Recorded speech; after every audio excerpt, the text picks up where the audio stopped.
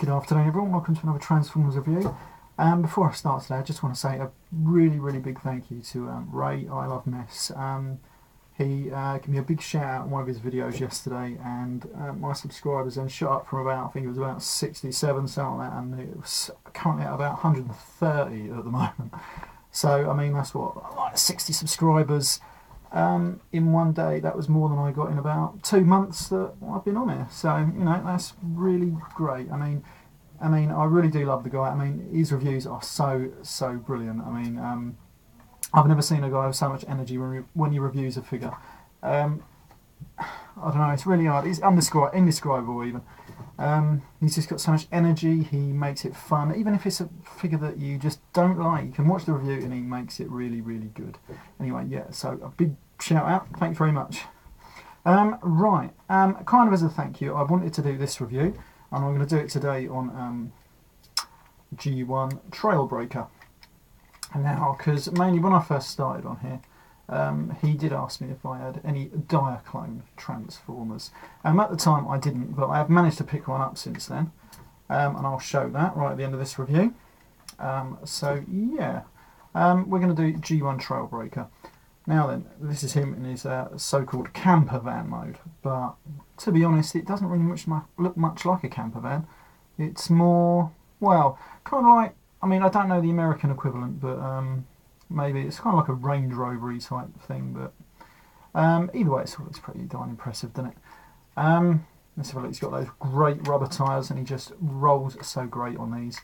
I mean, it's really good. I mean, this one it's actually in very good condition. I was a bit reluctant to buy one of these, mainly because normally the chrome is all rubbed off, the joints are really loose, and very rarely do you ever see them with all their weapons. And I was lucky to get this one with all its weapons, nice tight joints. Yeah, and I got it for 40 quid. That was about 3 months ago, and ever since then he's just been sitting up on my shelf in the corner over there. Yeah, and well, I was waiting for some repro labels to come for him, because one or two of his stickers are a bit rubbish. But yeah, then I found out they were reissuing the guy as part of the Encore range, so that wasn't good. Yeah, which you can probably pick up, though there are differences. Mainly, I think what I got insignia is now completely painted on, whereas this one's a sticker. And I think the eyes actually are blue, whereas the G1 official was red, like this one. Right, okay, let's go ahead and transform it. It's got quite an easy transformation, to be honest. We start off by pulling the side panels out. Let me just do that one on the camera. There we go. Let's pull that up. It just raises quite easy. Same with the other side. Right, so pull that out. Let me just get them to there. Then we just take the... I lost myself on the camera then.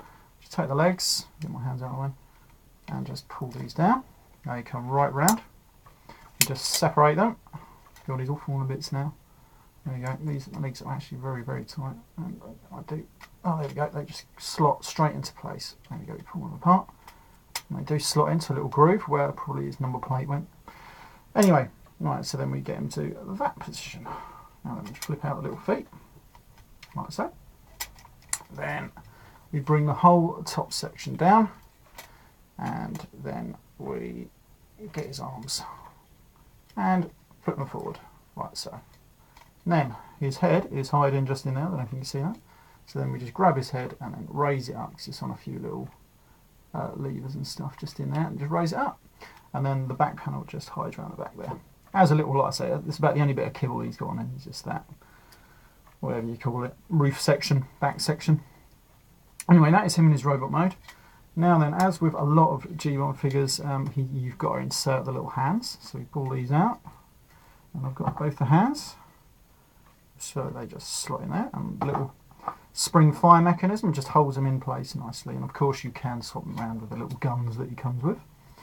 Right, there we go. Right, so that's the Trailbreaker.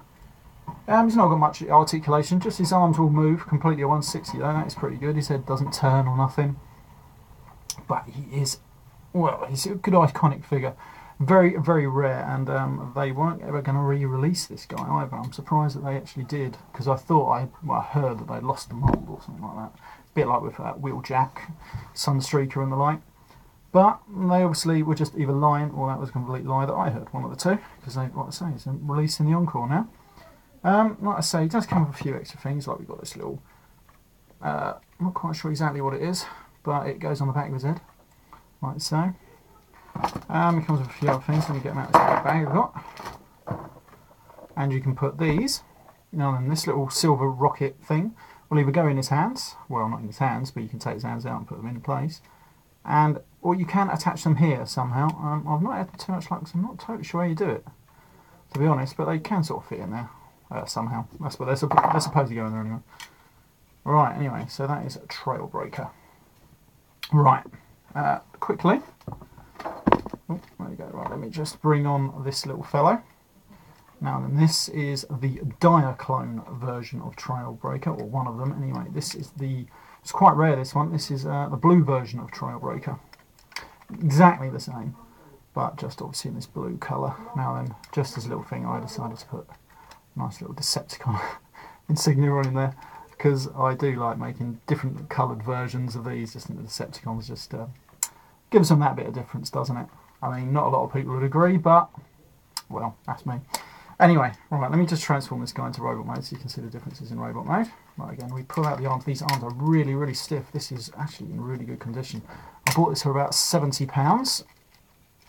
At the time, the guy had about 3 or 4 different Diaclone transformers, and I wanted all of them. I mean, he had a hoist, which I didn't get. That went for just over £100. That was in the box. That was the red hoist. I did want that one. Plus, then he had one which I really, really did want. I was so gutted that I didn't get it, which was the red Bumble Jumper. That was the weird sort of like unreleased, not official micro mini bot from 1984, which was like all the weird stock that Takara had over that they just gave to Hasbro, and then they just packaged as Bumblebee and Cliffjumper. But he had the really rare red one, because I've got the yellow one, but he had the really rare red one in its box as well. And I really, really wanted it, but I went to like £100, and I couldn't justify any more money than that on just a tiny little bloody mini bot, which was a real shame. Anyway, right, I'm going to put one of his guns in there so you can see the difference if it wants to hold it. No, it don't want to hold it. It was holding that one earlier. There we go, holds it in that one. Okay, so it goes in there. Now then, we get his other fist. That goes in there, quite nice and snugly. Now then, I'm not quite sure if these were the official weapons, because the guy who sold it to me said the silver ones that this comes with, he just thinks they did come from an ordinary G1 Trailbreaker, not the Diaclone. But the hands are definitely his because they're blue. Right, what else are we going to do? I'm just going to show you this as well, because it comes with just one of these, which is his other little weapon. I've got the other ones with Trailbreaker, so there's no big discomfort. Right, and that just can pop in there. I don't think that spring wants to hold these weapons in that hand. Oh, that's gone down there. That's probably lost forever. No, it's not. Right, anyway, that can go in there. Yeah, there we go. That goes in there, so you can hold that one in this little fist thing. Yeah, and like, let me just give you a comparison of these figures. Here we go. That's them both together. So these ones have red eyes, whereas I think the Encore reissue has the blue eyes. They're really cool. They look good on display. They're a bit lumbersome and they do look clanky, but that's what I like about them, because I like to think these G1 Autobots, and you think of all the new Transformers, are like these are their ancestors, and so they're going to look horrible and clanky and horrible, but that's what I like about them. When I was a kid, I loved these. Right, I think I'm going to wrap this review up there. So there's not much more I can say about them really, other than they do look good just on display. I mean, when you've got them, like, I don't know if you remember the old little catalogues they used to come with, and you see all the original G1 Autobots just lined up with each other. They really do look amazing, just standing there together. Even though they do look horrible, some of them, like Ray I Love Mess said. That bloody wheeljack looks like a fucking awful thing in robot mode. I mean, once you put those missile launchers on his arms, you can't even bloody turn his arm. Anyway, right, I'm going to wrap this up there.